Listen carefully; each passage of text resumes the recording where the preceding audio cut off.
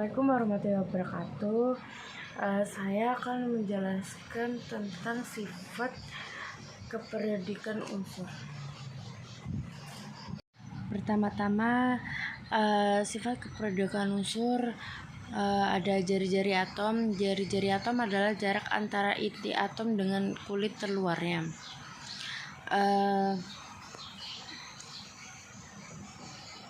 Ada namanya struktur atom yang disebut jarak inti ke kulit luarnya. Hubungan jari-jari atom dalam satu golongan dalam satu periode. Dalam satu golongan jari-jari atom akan semakin besar, sedangkan dari kiri ke kanan itu jari-jari atomnya semakin kecil. Contohnya adalah 11Na dan 19K. Konfigurasinya ada 281 19 kalium sama dengan 2881. Ini jari-jari atom dari inti atom sampai ke kulit memiliki jarak yang cukup dekat karena cuma memiliki 3 kulit. Kalau unsur K dari inti atom ke kulit memiliki 4 lapisan kulit.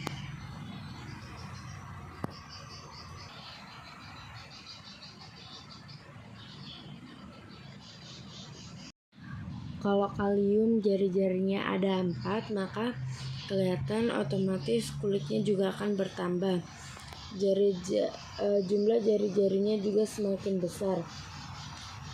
Bagaimana unsurnya? Ada dalam satu periode. Kita ambil misalnya unsur yang berada dalam satu golongan dalam satu periode adalah keempat periode 4, yaitu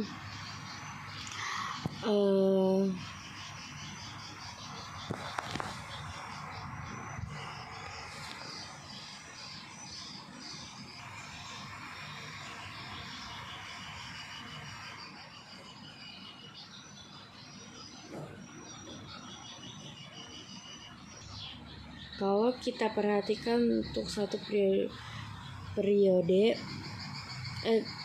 memiliki jumlah kulit yang sama, keadaan Ca, maksudnya itu sama-sama memiliki jumlah kulitnya 4. Kalau si jumlah kulitnya 4, apakah jari-jari atomnya juga sama?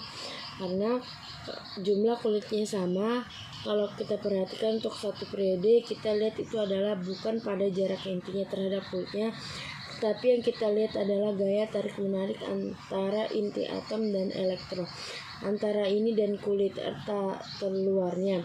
Jadi semakin bertambah nomor atomnya, mengakibatkan jumlah proton yang berada di inti atom itu akan bertambah juga. Karena jumlah protonnya bertambah, mengakibatkan gaya tarik-menarik inti antara, atau maksudnya gaya tarik-menarik yang antara inti atom dan kulit terluarnya itu semakin berbesar.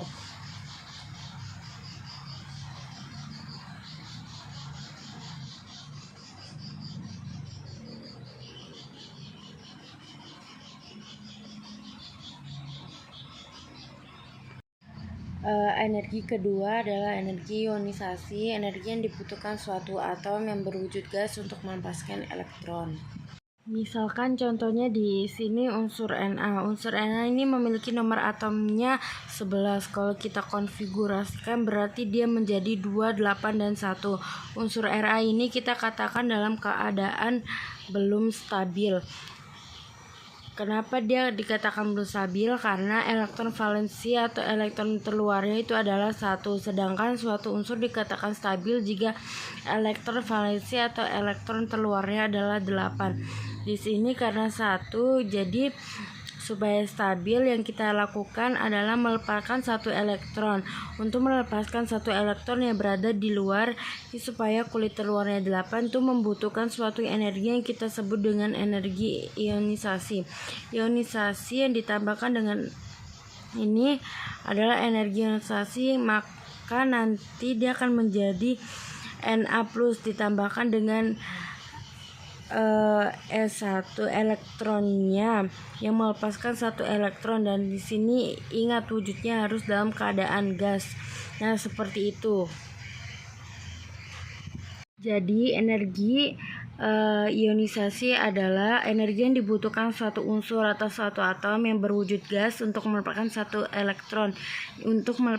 elektron yang berada pada kulit terluarnya. Sifat yang ketiga, afinitas elektron, yaitu energi yang dibebankan oleh suatu atom untuk menerima sebuah elektron dalam keadaan gas. Untuk melepaskan satu elektron, maka afinitas elektron ini adalah energi yang dibebaskan atau energi yang dibutuhkan. Energi yang dibebaskan atau yang diperlukan oleh atom atau suatu atom untuk menerima menerima sebuah elektron. Kebalikannya ya, kalau energi ionisasi, energi yang dibutuhkan untuk melepaskan elektron, justru afinitas elektron adalah energi yang dibebaskan atau yang diperlukan oleh atom untuk menerima atau menangkap suatu elektron dalam keadaan gas. Juga keadaan gas, contohnya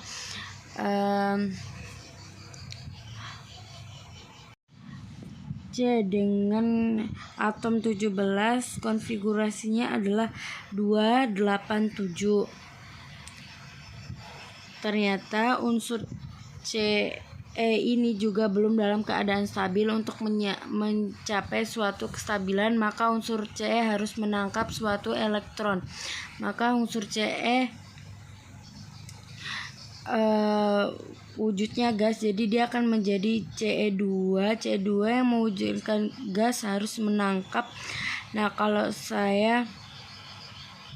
karena tadi dia berwujud gas, jadi dia akan menjadi Cl2, wujudnya gas harus menangkap. Karena di sini dia 2 Cl, jadi dia harus menangkap 2 elektron. Maka dia akan menjadi 2 sesi. Dia akan menjadi 2 Cl-. Nah, 2 Cl-, 2 Cl- artinya adalah artinya dia membutuhkan suatu energi yang harus dibebaskan. Bisa menangkap satu elektron kalau soalnya ada 1. Nah, ketika seperti itu, jadi gampang mengingatnya kalau energi ionisasi adalah energi yang dibutuhkan untuk melepaskan elektron, maka afinitas elektron adalah energi yang dibutuhkan untuk menangkap atau menerima sebuah elektron. Elektron itu dalam satu kelengan dari atas ke bawah, dia akan menjadi semakin kecil, sedangkan dalam satu periode dalam kiri ke kanan dia akan semakin besar. Nah, itu saja yang harus diingat ketika mengerjakan soal-soal yang berhubungan dengan sifat keperiodikan unsur.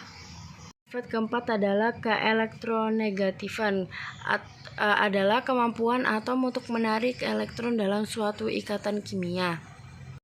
Dalam satu golongan dari atas ke bawah, nilai elektronnya itu cenderung akan lebih kecil ya dalam satu golongan. Nah, dia akan cenderung lebih kecil, sedangkan dalam satu periode, dalam satu unsur, dalam satu periode ke kanan, maka dia akan semakin besar. Elektronegatifan yang besar itu adalah golongan 8A seri 7A, atau kita sebut dengan unsur halogen A. Unsur halogen ini semua unsur halogen F, Ce, Br, I, dan ada. Unsur golongan ini memiliki keelektronegatifan yang besar karena mereka memiliki kemampuan untuk menarik atom dalam suatu ikatan kimia yang sangat besar, kecuali golongan 8A. Nah, kalau golongan 8A itu tidak memiliki nilai yang tidak memiliki elektron negatifan. Unsur golongan 8 ini sudah dalam keadaan stabil ya. Stabil itu elektron terluarnya itu arah 8 dan 2 ini khususnya untuk atom. Nah, kira-kira seperti itu keperiodikan, sifat-sifat keperiodikan. Itu dia materi yang saya jelaskan. Makasih.